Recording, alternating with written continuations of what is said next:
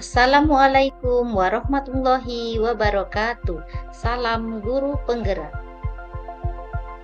Pada kesempatan kali ini, saya Elida SPD, calon guru penggerak angkatan 10, unit kerja SMP Negeri 3 Pedamaran Timur, Kabupaten Ogan Komering Ilir, Provinsi Sumatera Selatan, akan memaparkan kesimpulan dan refleksi Ki Hajar Dewantara pada tugas dan koneksi antar materi modul 1.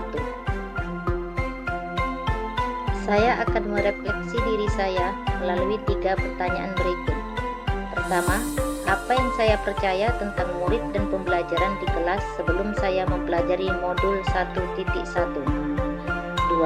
Apa yang berubah dari pemikiran atau perilaku saya setelah mempelajari modul tersebut? Ketiga, apa yang dapat segera saya terapkan lebih baik agar kelas saya mencerminkan pemikiran Ki Hajar Dewantara? Apa yang saya percaya tentang murid dan pembelajaran di kelas sebelum saya mempelajari modul 1.1? Yang pertama, guru mendominasi pembelajaran atau teacher center. Dalam pembelajaran saya terlalu banyak berceramah, siswa hanya duduk, diam mendengarkan. Kedua, pembelajaran terfokus pada pendalaman materi dan KKM atau mengutamakan aspek kognitif anak saja. Saya sering lupa bahwa pendidikan bukan soal mentransfer ilmu saja, tetapi ada hal lain yang harus diperhatikan dalam belajar. Kemudian ketiga, guru kurang memahami karakteristik anak. Saya cenderung menyamaratakan kemampuan anak dengan melakukan pembelajaran tanpa memperhatikan perbedaan anak. Yang keempat, siswa pasif dan minat belajar siswa rendah. Saya sering merasakan saat saya menjelaskan materi, mereka lesu dan tidak bersemangat. Kemudian saat saya bertanya kepada anak-anak apakah ada pertanyaan, mereka hanya diam saja.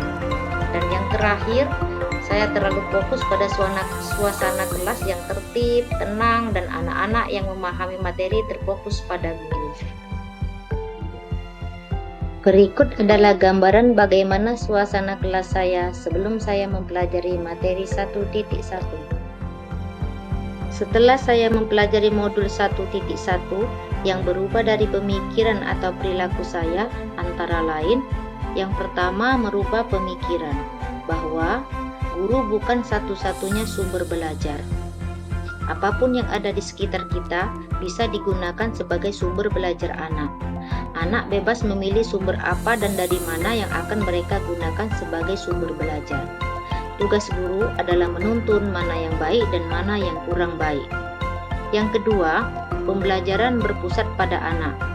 Anak akan menjadi lebih aktif karena terlibat dalam pembelajaran, sehingga mereka dapat mengkonstruksi pengetahuannya. Dan yang ketiga, saya dapat lebih menghargai setiap karakteristik belajar anak. Anak terlahir berbeda, setiap individu memiliki keunikannya masing-masing. Saya sadar dengan adanya perbedaan ini akan menjadikan pembelajaran lebih bermakna. Selain itu, setelah mempelajari modul 1.1 juga dapat merubah perilaku saya, antara lain yang pertama, seorang guru harus mengarahkan peserta didik belajar sesuai dengan minat dan bakatnya. Yang kedua, dalam pembelajaran, seorang guru harus bisa mengemas pelajaran secara menarik agar motivasi belajar siswa meningkat. Yang ketiga, seorang guru memberikan kebebasan pada anak untuk menyelesaikan setiap tugas sesuai dengan minat, bakat, kreativitas masing-masing. Dan yang keempat, seorang guru harus lebih cermat melihat bakat anak. Kemudian, agar kelas saya mencerminkan pemikiran Ki Hajar Dewantara, penerapan yang akan segera saya lakukan di kelas antara lain yang pertama, merancang pembelajarannya aktif dan menyenangkan dengan melibatkan peserta didik, menerapkan pembelajaran berbasis kearifan lokal dan budaya setempat. Yang kedua, menerapkan konsep merdeka belajar dengan mengintegrasikan setiap pembelajaran dengan pencapaian profil belajar Pancasila. Yang ketiga, pembelajaran yang mengutamakan aspek budi pekerti, menerapkan sistem AMOM, pendidikan yang menuntun bukan menuntut.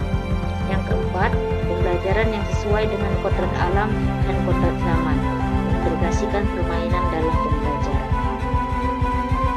Kesimpulan yang dapat saya sampaikan yaitu dasar-dasar pemikiran dari Ki Hajar Dewantara harus segera kita terapkan dalam proses pembelajaran di kelas ataupun di sekolah. Di antaranya, jadilah guru yang menuntut, memperhatikan kodrat anak, mengutamakan budi pekerti, dan bisa menginspirasi anak-anak.